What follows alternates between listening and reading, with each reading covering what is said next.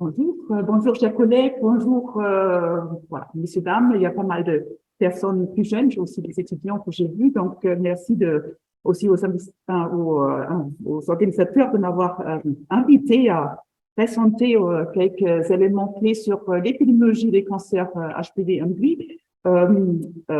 C'est une activité ou une charge une mission qui est assez facile, alors grâce aux efforts de surveillance qui sont faites par Santé publique France, par l'INCa, par ceux qui sont acteurs de la surveillance en France, mais aussi parce qu'il y a eu des synthèses de qualité qui sont disponibles, par exemple par l'HAS, à l'occasion de la discussion sur l'élargissement de la recommandation de la vaccination aux garçons, mais aussi ce rapport du CIRC qui a été pour lequel il y a aussi une version spécifique sur la France. Donc, c'est une mission facile, mais à la fois aussi assez complexe parce que l'épidémiologie est complexe. Et quand on veut faire une présentation en 15 minutes de l'épidémiologie, c'est difficile de sélectionner et ne pas trop plomber le public avec tous ces éléments très complexes. Il faut penser à la précision sur le sexe, les sites anatomiques, le décret clinique, le type histologique, les régions du monde, des données HPV confirmées ou non, notamment pour certains cancers, la surveillance avec dépistage ou non, et puis génotype vacciné ou non. Donc, on a en fait pour plusieurs heures. Je vais essayer de faire bref et peut-être commencer avec quelques éléments clés faciles à retenir quand on est invité à parler, quand on a 30 secondes pour parler, dire quelque chose sur les cancers liés aux HPV. Donc, voici le nombre annuel de cancers liés aux HPV en France. C'est un schéma simplifié, c'est dans les estimations de l'HAS.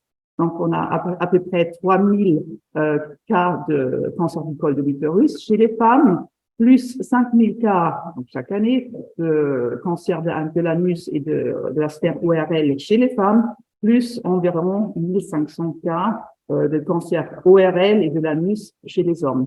Et puis, tout cela dans un environnement de plus de 30 000 traitements de lésions précancéreuses. Autre élément clé pour rendre plus tangible la situation, c'est que quand on va dans un collège français de taille moyenne, alors j'ai pris 500 élèves, donc avec 250 filles et garçons, 2 filles qui sont présentes dans ce collège auront un diagnostic de cancer du col de l'utérus dans leur vie, et puis 2 garçons auront un diagnostic de cancer de la sphère ORL lié aux HPV avant l'âge de 75 ans. Donc, c'est peut-être un peu plus tangible que d'autres taux d'incidence qu'on peut présenter. Alors, il y a aussi, pour complexifier un peu, cette pyramide présentée par l'HAS, qui détaille davantage aussi les lésions précancéreuses. Ça devient assez complexe, on le voit. Et on voit que c'est plutôt rouge que bleu. Donc, le poids de la maladie, des maladies, est plutôt porté par les femmes. Mais en même temps, il y a beaucoup de bleu, donc ce n'est pas une maladie féminine, ce ne sont pas des cancers féminins, il faut aussi le rappeler. Je présente ici le ranking des incidences de cancer et je n'ai pas choisi les chiffres pour les personnes de 15 à 40 ans, 44 ans, comme c'est souvent fait, où le cancer du col de l'utérus se situe un peu plus haut et typiquement on dit c'est le 4e cancer. Ici, c'est vraiment tout âge. On voit que en fait les cancers liés aux HPV, je les ai soulignés en rouge, se situent un peu plus bas. Donc ça, c'est aussi une réalité qu'il ne faut pas oublier. C'est plutôt des cancers qui peuvent pas du tout, être dans le même bain comme le cancer du sein, par exemple, qui chez les femmes est vraiment un autre ordre de grandeur. En même temps, je pense qu'il faut rappeler que l'ensemble de ces cancers, il y a beaucoup de cancers qui sont liés aux HPV. Ils équivalent à peu près le cancer de la thyroïde chez les femmes et le cancer des reins chez les hommes. Et surtout, ce sont des cancers avec une cause connue et parfaitement évitable par vaccination. C'est peut-être pour cela qu'il faut beaucoup insister là-dessus, parce que là, il y a donc un levier d'action. Un autre point qui a été évoqué déjà ce matin, c'est l'âge relativement jeune de ces cancers. Ici, sur ce graphique, vous voyez en fait le nombre annuel de décès liées au cancer du col de l'utérus. Vous voyez qu'il y a ce plateau qui se dessine à plus d'une centaine de décès chaque année dans les tranches d'âge à partir de 45 ans. Donc, c'est relativement tôt pour mourir d'un cancer. Et aussi, bon, ici, c'est cette courbe que vous avez certainement déjà vue par rapport à l'efficacité du vaccin, et je ne vais pas trop parler du vaccin ici, il y a des collègues qui vont insister là-dessus. Néanmoins, cette courbe ici, elle est aussi intéressante parce que cette courbe orange montre très bien l'évolution et cumulée de l'incidence des cancers du col de l'utérus. Et c'est bien à partir de 23 ans qu'on a déjà des diagnostics, donc des femmes très jeunes. Juste aussi, c'est à partir de 25 ans, c'est l'autre flèche ici, que l'efficacité de la vaccination commence à être visible et significative. Donc c'est cette ligne en vert en bas qui reste voilà parallèle à 0. Donc ça illustre très bien cette efficacité de la vaccination déjà à l'âge de 25 ans. Peut-être quelques comparaisons originales. Je reste ici sur le cancer du col de l'utérus.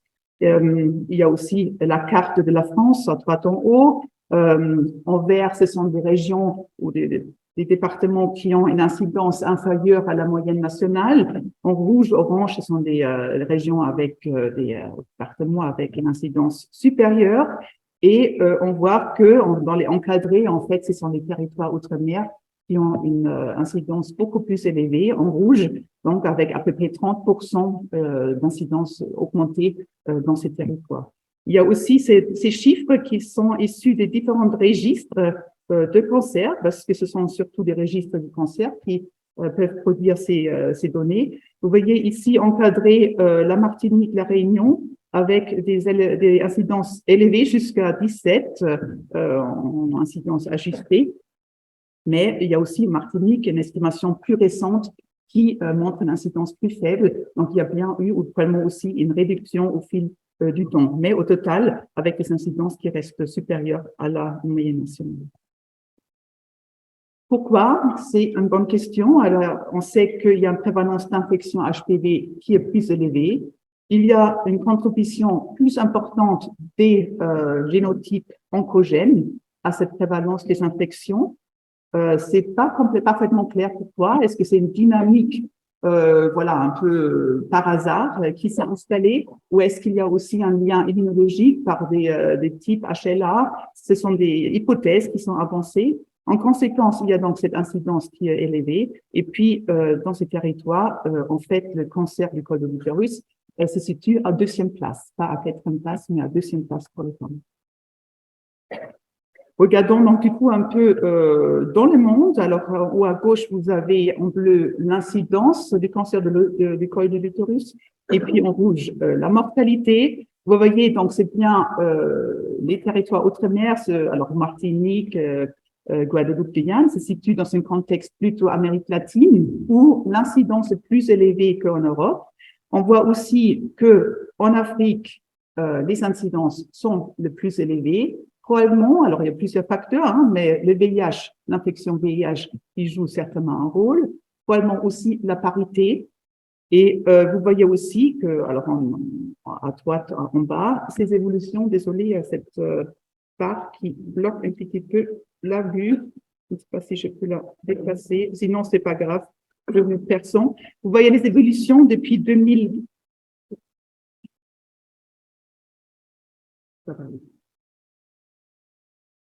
Merci. Donc, vous avez l'évolution depuis 1988 jusqu'en 2012. Donc, ces chiffres qui sont disponibles s'arrêtent un peu il y a 10 ans. Mais vous voyez que en Amérique latine, donc c'est ici, et en Asie, on part de niveaux très élevés, avec une diminution constante à travers les décennies, pour rejoindre un peu des incidences presque comme toujours un peu supérieures à d'autres régions, l'Europe du Nord, l'Europe Ouest et Sud. L'Afrique n'est pas représentée parce qu'il n'y a pas suffisamment de données pour faire ce genre de suivi historique.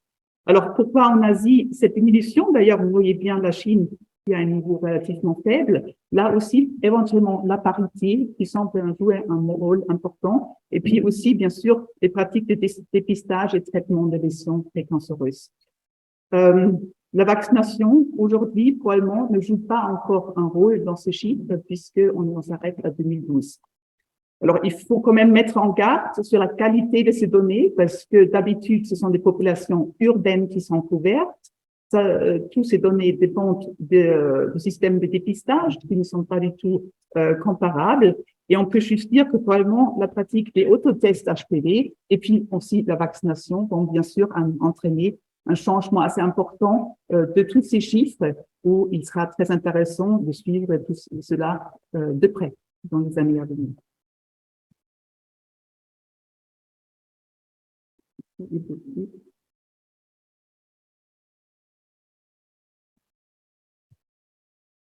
Voilà. Quelques données, toujours comparaison internationale par rapport au cancer anal. Vous voyez ici les femmes, les hommes. En rouge, ce sont les incidences en France par âge. En vert, en Europe de l'Ouest et en bleu dans le monde. Vous voyez que chez les hommes, c'est à peu près comparable en France avec le reste de l'Europe, ou bien avec voilà, au niveau mondial, même si à certains âges plus jeunes, il y a une distinction. Chez les femmes en France se situent avec une incidence un peu plus élevée que par rapport à d'autres pays. Alors, juste pour les hommes, ici, attention, il y a une question d'échelle. Ici, on s'arrête à 5. Pour les femmes, ça va jusqu'à 15 par 100 000. Donc, c'est des incidences beaucoup plus importantes. On voit aussi le nombre de décès liés au cancer de l'anus, où en France, on voit aussi que les femmes sont beaucoup plus touchées que les hommes, avec des chiffres annuels qui sont carrément les doubles.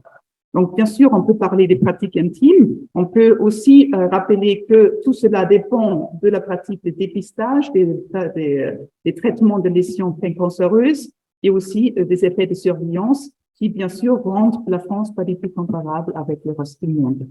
Parce que dans le monde, le dépistage, la surveillance est certainement beaucoup plus compliqué dans différents endroits qu'en France. Donc, du coup, j'arrive au cancer oropharyngé, qui est probablement celui qui est le plus complexe à présenter par rapport à ce cancer, la complexité de la situation. Ici, il y a de nouveau les incidences annuelles chez les femmes, chez les hommes. Toujours en rouge, la France, en vert, l'Europe de l'Ouest et en bleu, les estimations pour le monde. Attention, ce sont des estimations sans distinction de positivité de HPV. Donc ici, notamment chez les hommes, il y a aussi des cancers non liés aux HPV qui sont inclus. Et vous voyez, attention, à nouveau, l'échelle, ici pour les hommes, c'est 40. Chez les femmes, ça s'arrête ici à 10. Donc ici, l'échelle n'est pas du tout la même entre les deux sexes. Alors, donc, du coup, on reconnaît aujourd'hui que les formes cancéreuses liées aux HPV sont des formes très distinctes de celles liées au tabagisme et à l'alcool. Ces formes liées aux HPV représenteraient entre 10 et 50% des cancers oropharyngés selon les pays, donc ça varie beaucoup, pas seulement à cause de la technique de surveillance, probablement aussi à cause du poids, du tabagisme et de l'alcool. L'infection HPV orale est observée chez environ 4% des femmes et 10% des hommes. Il s'agit bien d'une infection acquise par contact orogénital. Et du coup, en France, on pense que 60% des cancers oropharyngés testent positifs aux HPV, notamment les types 16 et 33.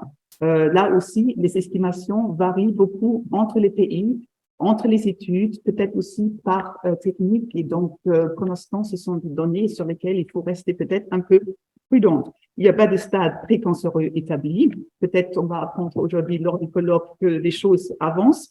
Donc, il n'y a pas de dépistage proprement dit. Et donc, tout cela fait que aujourd'hui, quand on dit la vaccination protège contre les cancers liés aux HPV, il faut rester un peu prudent, un peu réservé par rapport à ces cancers de la sphère ORL, parce que les données ne sont pas encore probantes. On n'a pas encore de données cliniques sur l'efficacité. Or, ça va être très important pour juger à quel point ces cancers pourront être évités par la vaccination. Il est très logique qu'il y aura un effet, mais à quel point cet effet va être important, c'est à démontrer. Quelques mots pour les facteurs de risque, parce que la demande était aussi sur les populations à risque.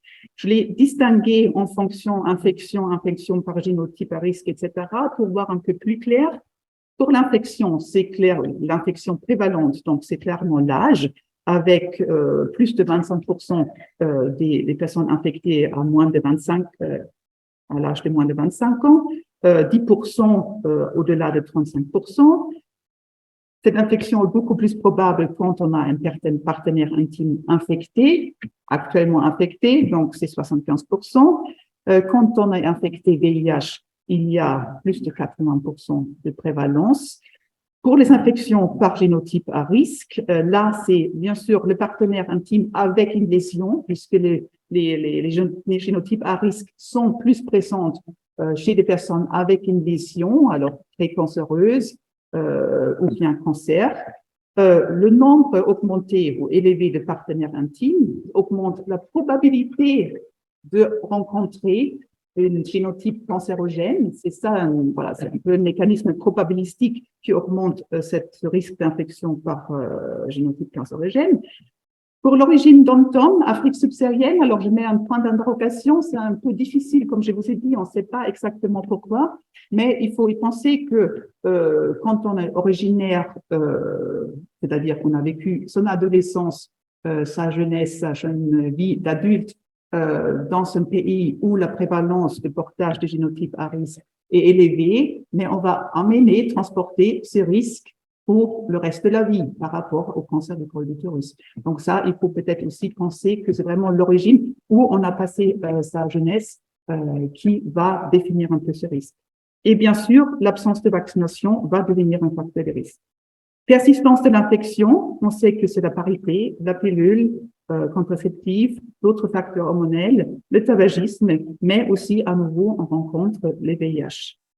Qui sont d'autres infections, par exemple les chlamydia et d'autres morbidités qui sont encore un peu à confirmer. Et puis après, pour les lésions précancéreuses, le cancer, bien sûr, le VIH, et aussi l'absence de dépistage. Peut-être juste un point sur les incidences de cancer anneau. Chez les hommes, est-ce que cela justifie la vaccination généralisée des garçons? Et avec Sylvie Escolano, on a fait une modélisation sur cette question. C'est un peu complexe parce que du coup, il faut vraiment se projeter dans l'avenir. On s'est projeté en 2070. En France, on a regardé la population des hommes de 25 à 65 ans, sous condition qu'il y avait aujourd'hui un programme de vaccination introduit qui cible les garçons avec une couverture de 30%. On est resté modeste. Et puis, ce qu'on voit, c'est qu'il y a bien plus d'incidence évitable par cette vaccination chez les hommes HSH, mais quand on regarde le nombre de cancers anneaux évités, dans différentes modélisations, de worst and best case, on voit que chez les 30% vaccinés, on a plus de bénéfices visibles, alors en nombre absolu, que chez les hommes HSH. Et puis, il faut aussi rappeler que quand on regarde combien de garçons est-ce qu'il faut vacciner pour éviter un cancer anal, on a aussi 1300 garçons dans la population globale. Chez les garçons, alors qui vont éventuellement devenir HSH, c'est 1800. Donc, de toute façon, ce sont des chiffres qui sont assez attractifs pour la vaccination. Donc, tout cela justifie un programme élargi. Peut-être pour terminer très rapidement, un facteur de risque de l'avenir.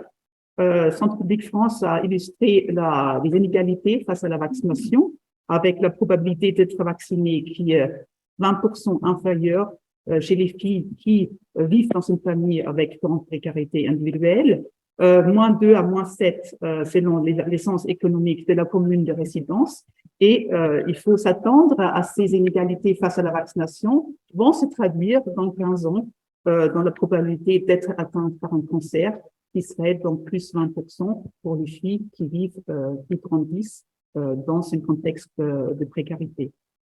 Donc, du coup, les annonces dont on a entendu tout à l'heure, qui nous mobilisent beaucoup aujourd'hui, bien sûr, on peut ne faire que les saluer, puisque ça va permettre d'assurer que la vaccination des adolescents soit désormais réalisée dans tous les milieux de la société. Et puis aussi, il faut bien sûr veiller à l'adhésion au dépistage. Merci.